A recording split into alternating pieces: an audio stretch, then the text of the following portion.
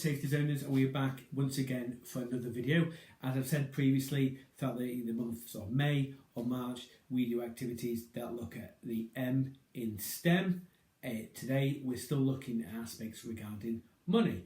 Obviously we want to engage with our young people and help foster a newfound respect or build upon the respect they have for money, so somewhere down the line better financial decisions can be made. For all budgets, doesn't matter if you've only got £1, £100, £1,000, that kind of stuff. By understanding money and building respect for it, better decisions can be made down the line, that you won't just frit it all the way like a rapper in a rap video, making it rain.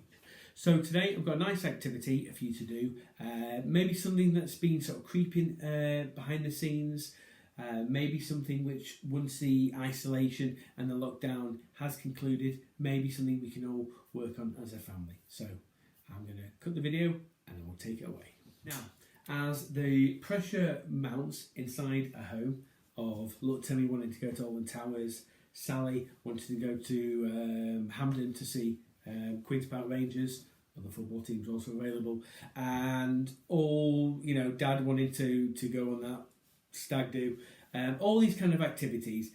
We're all thinking in the back of our head, when lockdown ends, I want to do this. But obviously, we're looking at the relationship with young people. So you may have young people say to you, when lockdown ends, I would like to do this. When lockdown ends, we should go there. That would be cool. So what we can do is really harness that as a bit of a learning activity. You could say, you might be sort of thinking, right, I tell you what would be nice, once this is over, if we can afford to, have a family outing to, doesn't matter where, pick a spot. Ask the young person in your life to budget it. Okay? We've often used this with some of our activities, with the young people saying, oh, Andy, can we go to sort of Blair Drummond? And we'll speak to them about taking 20, 30 people to a safari park and how much it would really cost, from travel, from suites to entrances, and ask them to sort of come back with sort of deals.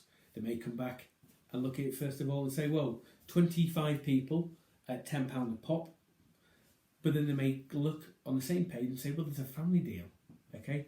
2 people, 2 adults, the price per head comes down to 8. So young people can start to understand about not only the real world cost of a family outing, which we all know is ridiculous. Just take, for example, going to the cinema. Family of 4 going to the cinema to see the main movie with sweets and popcorn. You better ring your bank manager beforehand. But that young person can start to understand, A, the real world costs, and maybe the pressures on the household budget to actually keep up with the Joneses and do this activity. Or also, it might just be something which to look out for, or look forward to, that in a couple of weeks' time, if the lockdown comes, or whenever the lockdown ends, whatever your budget you've got, say, well, here's an activity I would like for you to work out how much it's going to cost. You can go into as much detail as you want, whether or not it's on a bus, train, price per petrol, all that kind of stuff. Snacks, they can look at the menu, and it will give them a figure how much it'll understand and help them really sort of get an idea for the cost of the real world.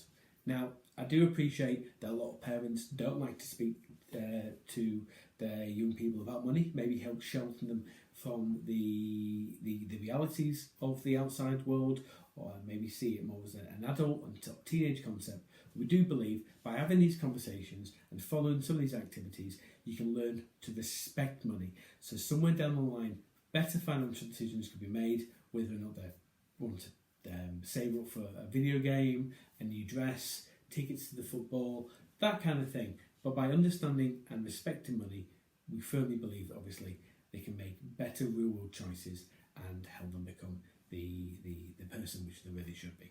So we're going to sign off today. Stay indoors, keep your hands clean, pretend NHS,